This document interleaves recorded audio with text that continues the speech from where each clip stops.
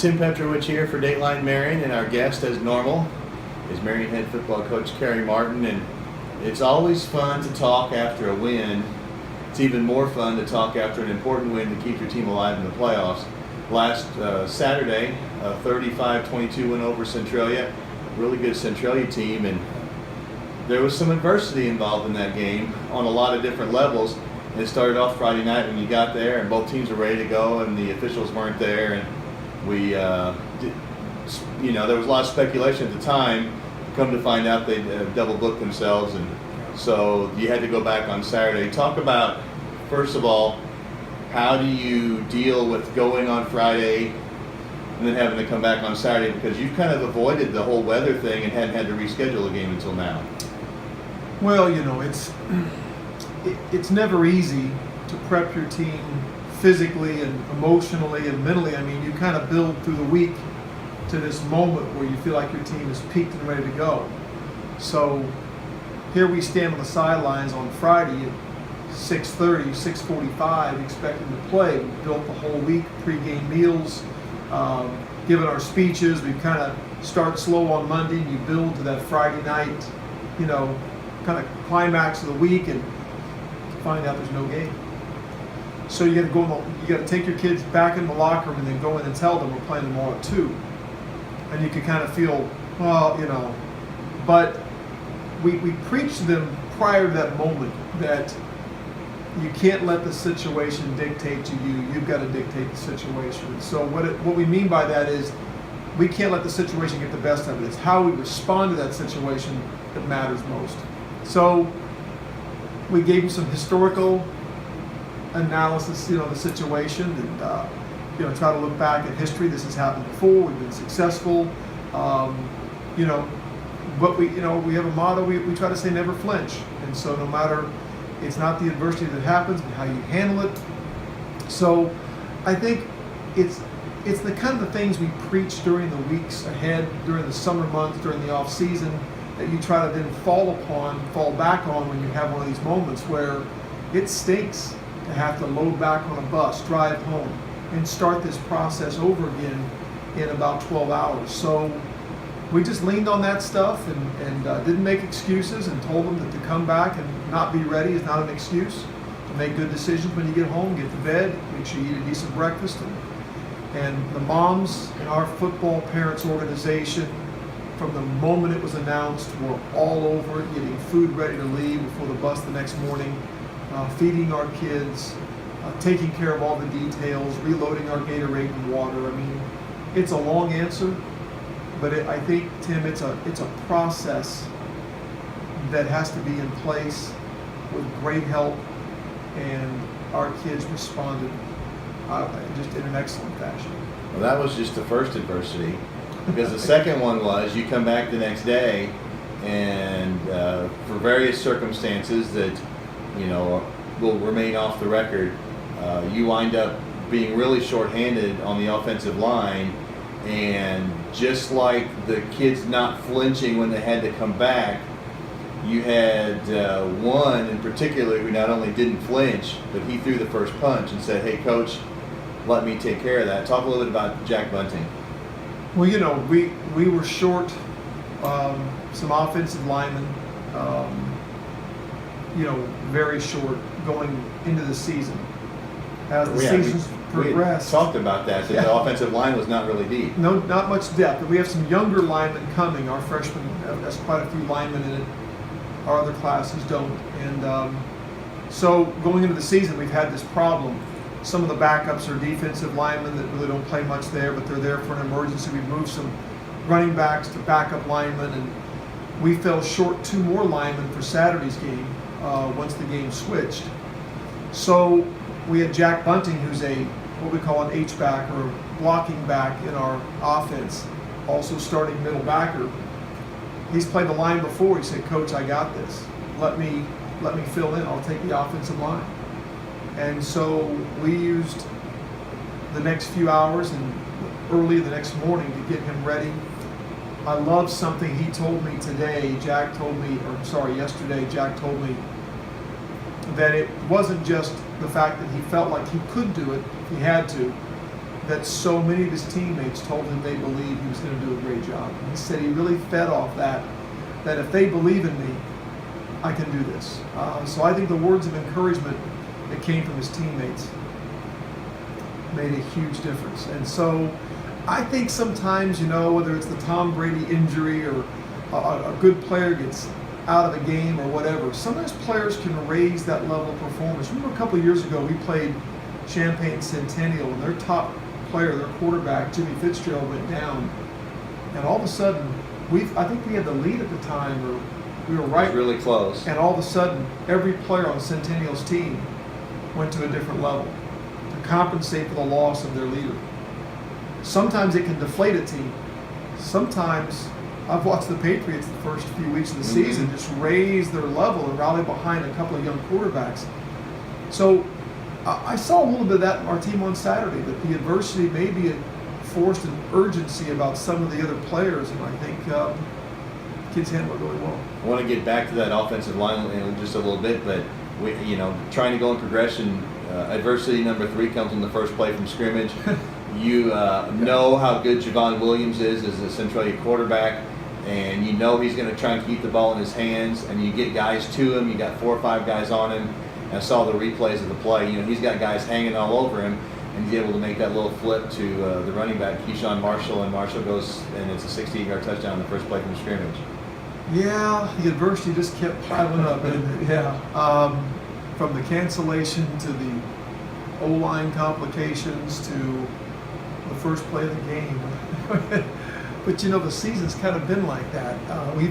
We've battled a lot of things, and I'm going to say it again. I mean, as bad as it felt when it happened, I didn't see anybody panic. I didn't see urgency on the sideline as far as, oh no, just kind of like they didn't flinch. It's what you preach, and you never know if it's going to happen until you watch your kids. And I thought they just took the ball, went back out, we drove it down the field. We didn't score, I don't think, in the opening drive, but we drove the ball effectively down the field, and then the defense started stepping up, and the offense began to improve, and there was a lot of things to battle, a lot of things to overcome. It's an old saying that it's not what you achieve in life, it's what you overcome that matters the most. And if that's true, there was a lot of things our kids had to overcome over the weekend, and I'm real proud of the fact they handled all that really well. So here's what happens. What's happened after these three serious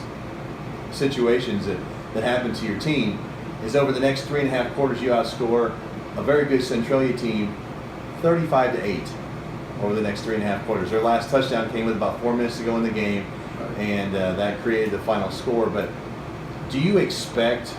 I mean, we've talked about how good this team can be. Do you expect when you play a team like Centralia to go on a run where you outscore them 35-8?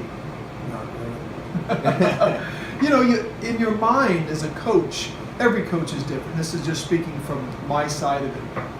I prepare for everybody we play as if they're going to be at the best they've ever been. That's just a mindset I have. If I see a team perform on film on a play in an outstanding way, my brain is wired to think that's how they'll play the whole game against us. So I go into ball games maybe sometimes to a fault, overinflating my opponent to a beast that cannot be defeated.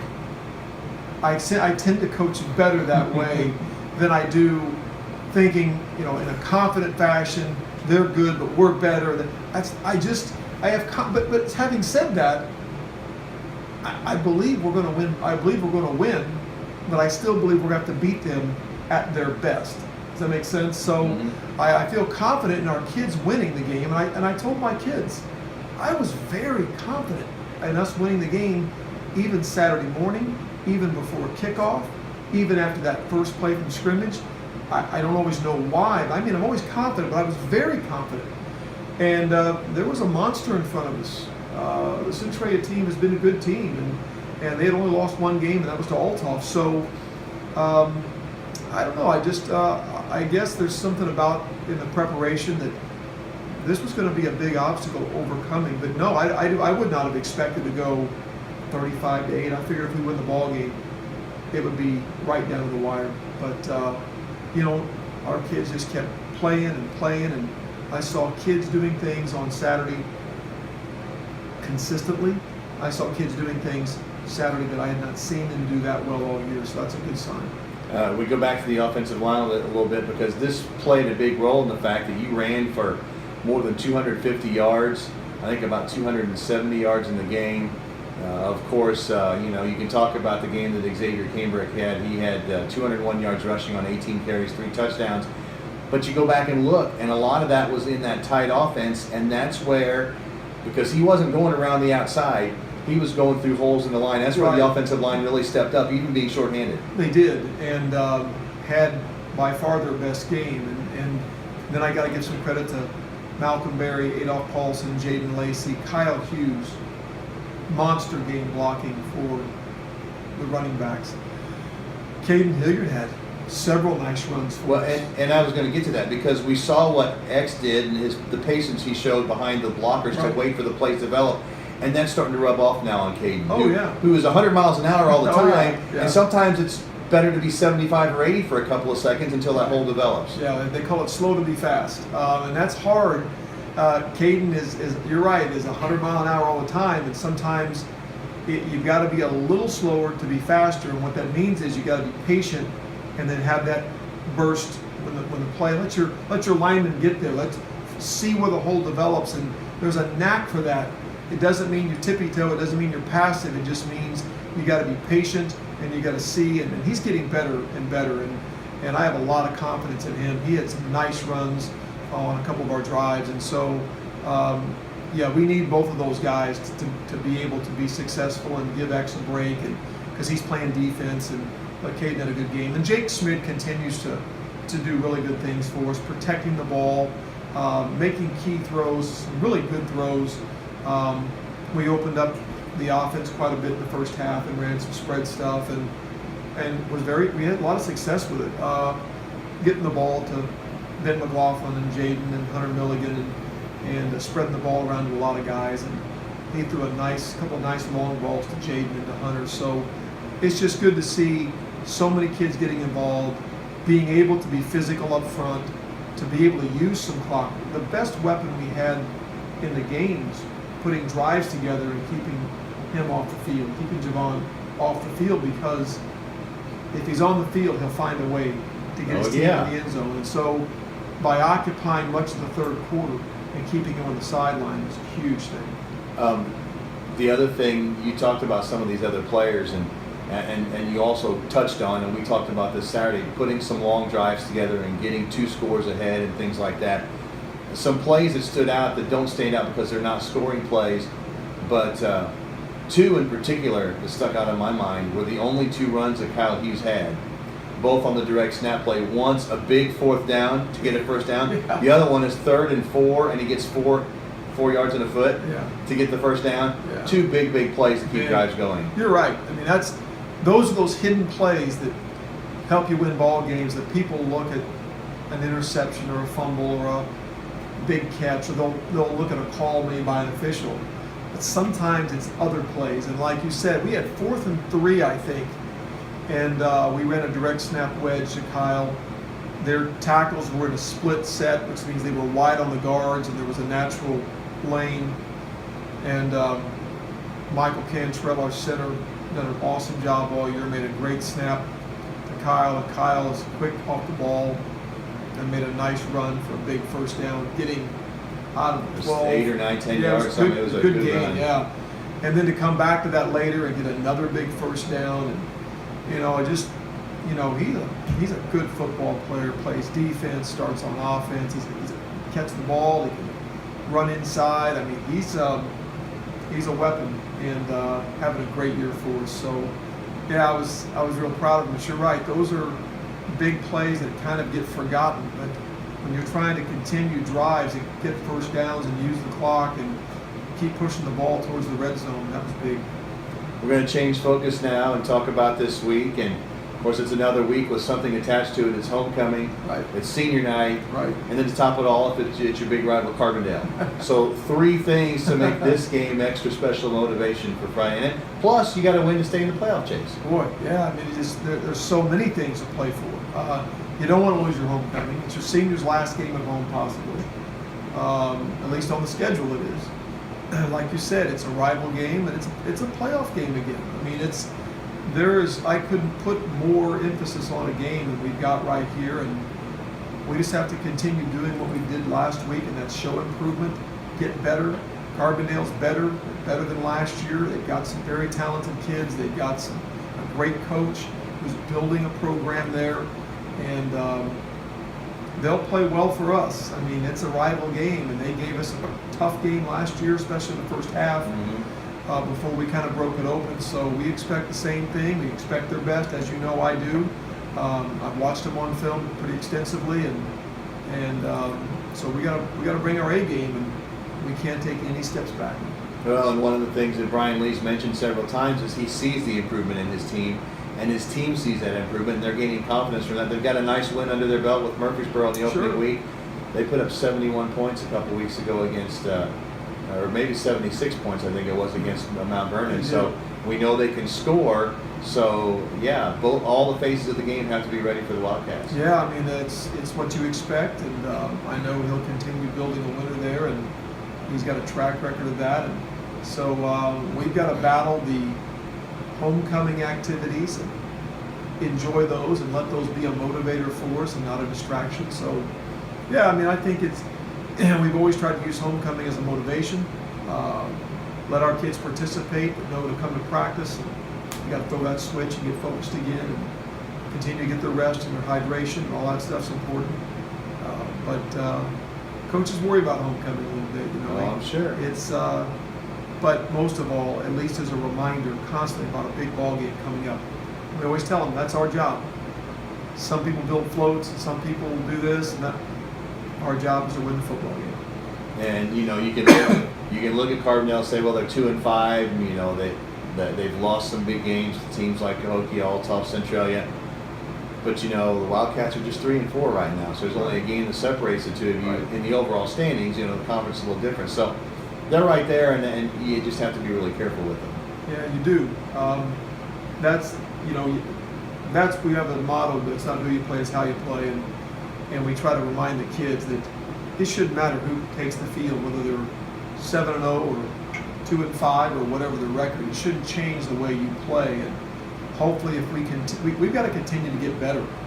We got to continue to get better from the Centralia game to the Carbondale game to the Mattoon game, and we got to peak at the right time. We can't afford to take a step backward.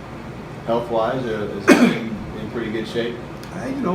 For the lack of depth in a few spots, and considering where we're at, week 8, we're okay. All right, it's Carbondale. It's Friday night at 7 o'clock. Final home game, senior night, homecoming, playoff bid on the line. Lots of reasons to be here and support the Wildcats. You've had good support all year. No reason to change now. No, we have. Our fans have been great. Great crowd Friday night. A whole bunch of them came back for Saturday afternoon. They were loud. We could feel it. And we love our home crowd. We'd love to have people come out and raise some heck for us on Friday night. That's Marion Head Football Coach Kerry Martin. For Dateline Marion, I'm Tim Petrowich.